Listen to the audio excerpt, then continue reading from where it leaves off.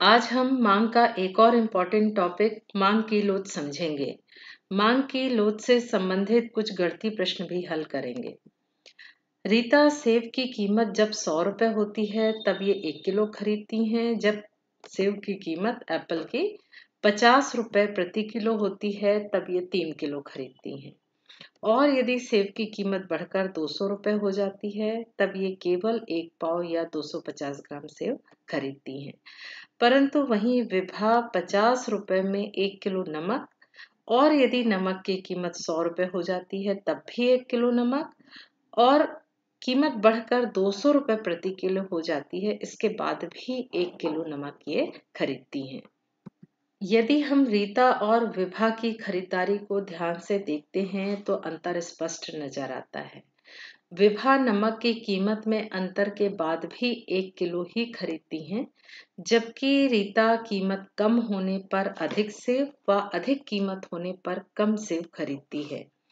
हम भी अपने दैनिक जीवन में अनेक वस्तुएं जैसे दवाइयां हैं या खाना है अधिक मूल्य होने पर भी खरीदते हैं, जबकि कुछ वस्तुएं ऐसी होती हैं जो महंगी हो जाती हैं, वो हम खरीदना बंद कर देते हैं। जैसे परफ्यूम, यदि परफ्यूम की कीमत बहुत अधिक हो जाएगी तो हम उसकी मांग कम कर देंगे। तो आज का जो हमारा टॉपिक है वो यही है कि कीमत से मांग पर क्या प्रभाव पड़ता है। पिछले वीडियो में हमने मांग का नियम समझा था। मांग का नियम क्या है? यदि अन्य बातें समान रहे तो किसी वस्तु के मूल्य कम होने पर उसकी मांग बढ़ जाती है और मूल्य अधिक होने पर उसकी मांग कम हो जाती है। मांग का नियम हमें कीमत में परिवर्तन की दिशा को बताता है कि वस्तु की कीमत अधिक तो मांग कम, और कीमत कम तो मांग अधिक है। परंतु यह परिवर्तन कितनी मात्रा में हो रहा है यह नहीं बताता। हमको मांग के नियम से ये पता नहीं चलता कि मांग में कितनी मात्रा में परिवर्तन हो रहा है, क्योंकि मांग केवल एक गुणात्मक कथन था। कीमत और मांग में कितना परिवर्तन हो रहा है इसे हम मांग की लोच से ज्ञात कर सकते हैं। जिस प्रकार रबर पर दबाव बढ़ाने या घटाने पर रबर के आकार में परिवर्तन हो जाता है। यदि दबाव बढ़ता है तो रबर बड़ी हो जाती है, और यदि दबाव कम होता है तो रबर वापस अपनी पूर्व स्थिति पे आ जाती है। ठीक उसी प्रकार कीमत और मांग में भी परिवर्तन होता है। मांग की लोच से हम मांग में मात्रात्मक रूप में जितना परिवर्तन हो रहा है वो हम बता सकते हैं। यानी मांग की लोच से हम क्या पता करते हैं कि यदि हम कीमत में परिवर्तन करते हैं तो इसके तुलना में मांग में कितनी मात्रा में परिवर्तन हो रहा है। मांग की कीमत लोच। मांग की कीमत लोच अर्थात कीमत में परिवर्तन से मांग में परिवर्तन। किसी वस्तु की मांग में प्रतिशत परिवर्तन को उस वस्तु की कीमत में प्रतिशत परिवर्तन से भाग देने पर प्राप्त भागफल क्या कहलाता है? मांग की कीमत लोच। ये देखिए सूत्र, ईडी बराबर मांग में प्रतिशत परिवर्तन में हम किसका भाग दे दिए? कीमत में प्रतिशत परिवर्तन। इसको हम इस प्रकार भी लिख सकते हैं कि मांग में आनुपातिक परिवर्तन बटे कीमत में आनुपातिक परिवर्तन, या हम प्रतिशत परिवर्तन लिख सकते हैं, या हम क्या लिख सकते हैं? आनुपातिक परिवर्तन। एकदम सिंपल है। कीमत मांग में प्रतिशत परिवर्तन में हम कीमत में प्रतिशत परिवर्तन का भाग देने से जो भागफल प्राप्त होता है उसे हम मांग की कीमत लोच कहते हैं। एक महत्वपूर्ण बात यह भी है कि हम मांग की कीमत लोच को ईडी यानी इलास्टिसिटी ऑफ डिमांड या ईपी यानी प्राइस इलास्टिसिटी, दोनों से हम व्यक्त करते हैं। तो आपको कहीं कहीं मांग की कीमत लोच ईडी के द्वारा दिखेगा और किसी बुक में आपको ईपी के द्वारा दिखेगा। दोनों का मतलब सेम है। कीमत में परिवर्तन के कारण, कीमत में जो परिवर्तन होता है इसके कारण मांग में परिवर्तन होता है। इसीलिए सूत्र में हमेशा कीमत में प्रतिशत परिवर्तन नीचे होगा और इसके कारण जो परिवर्तन मांग में हो रहा है ये हम ऊपर रखते हैं। मांग की कीमत लोच की माप। मांग में प्रतिशत परिवर्तन बटे कीमत में प्रतिशत परिवर्तन। इसके सूत्र को हम विस्तार से समझेंगे, क्योंकि आप यदि सूत्र समझ लेंगे तो सभी आंकिक प्रश्न अच्छे से कर पाएंगे। आपको प्रश्न में पूछा जाता है कि मांग की कीमत लोच को प्रतिशत विधि से ज्ञात कीजिए। तो यदि इससे संबंधित गणित आता है तो इसको हमको इसी सूत्र में मान रख के हम गणित को भी हल कर सकते हैं। इसका सूत्र होता है ED बराबर del Q upon Q into 100। तो ये क्या है, मांग में प्रतिशत परिवर्तन बटे ये है हमारा कीमत में प्रतिशत परिवर्तन। इसको हम सरलता से और समझने के लिए क्या करेंगे, ये 100 हमारा कट गया, तो ये हो गया हमारा Q अपॉन Q, ये हमने यहाँ लिख लिया, और ये डेल P अपॉन P है, तो ये P हम पक्षांतर करेंगे। जब भाग गुणा में बदल जाता है तो नीचे की संख्या कहाँ चली जाती है, मान ऊपर चला जाता है। तो ये देखिए P अपॉन क्या हो जाएगा, डेल P। और कैसा लिख सकते हैं हम, ये देखिए ये Q बटे P, ये यहाँ ले आए हमने, और ये हो गया हमारा P और ये हो गया हमारा Q। तो सूत्र यदि आप ये भी करेंगे तो भी सही है, ये भी करेंगे, इसमें भी आप मान रखेंगे, यदि गणित में जो हमको प्रश्न दिए रहेंगे तो भी में उत्तर वही आएगा, और इस सूत्र में भी आप मान रखेंगे तो वही उत्तर होगा। आपको जो सरल लगे आप कोई भी सूत्र याद रख सकते हैं। सूत्र को हम विस्तार से समझ लेते हैं। ये देखिए P बराबर क्या है, प्रारंभिक कीमत।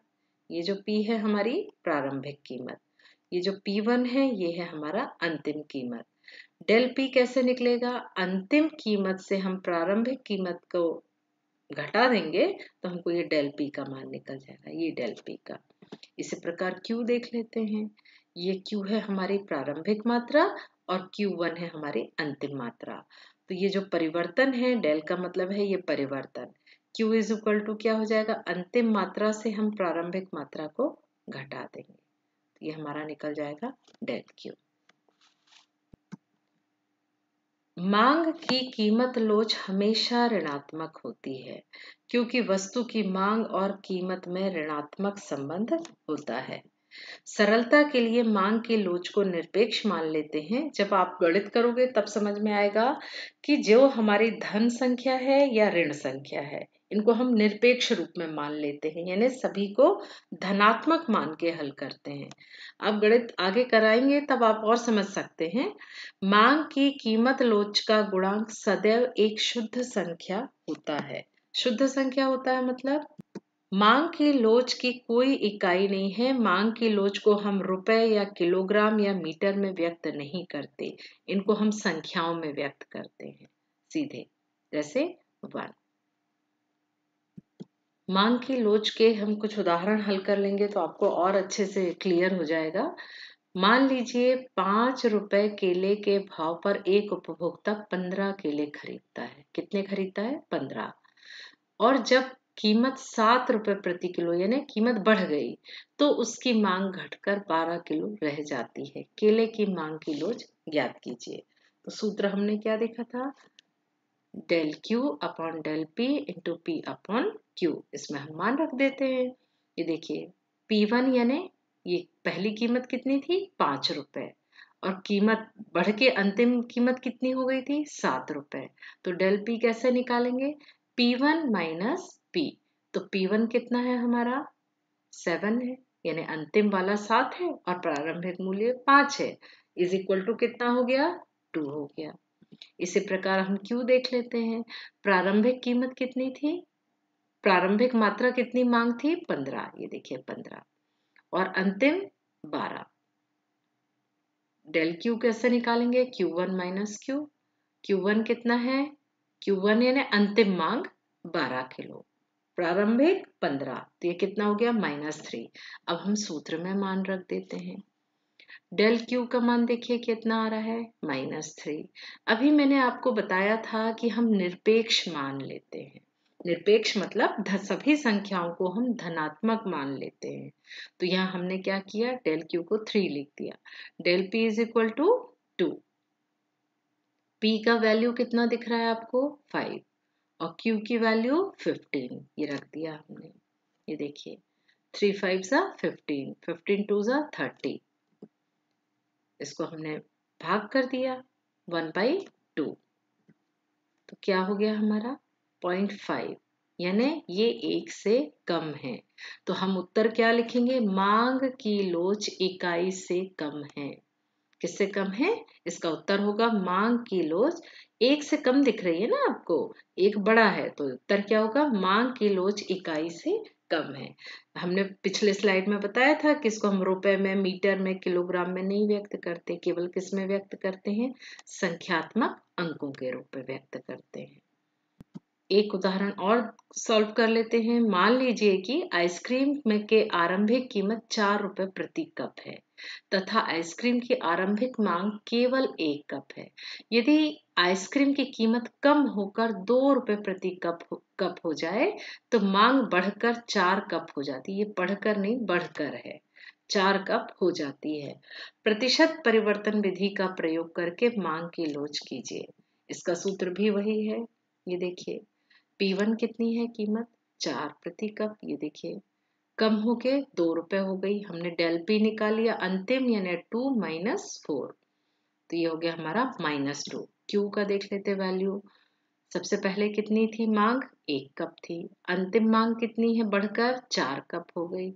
डेल Q क्या हो गया, 4 - 1, अंतिम माइनस प्रारंभिक मांग 3 हो गई। इसकी वैल्यू भी हमने रख ली, डेल Q 3, डेल P -2। मैंने कहा था कि इसको हम सभी अंकों को हम ऋणात्मक और धनात्मक की जगह सभी को हम धनात्मक मान लेते हैं। क्यों मान लेते हैं ये आप बुक में पढ़ लीजिए, ये डिटेल की बात है, या मैं इसके लिए अलग से एक वीडियो बना दूंगी जिससे आपको वो भी क्लियर हो जाएगा कि हम उसमें सामने या ऋण का चिन्ह रखते हैं या फिर सभी संख्याओं को धनात्मक मान के हल कर लेते हैं।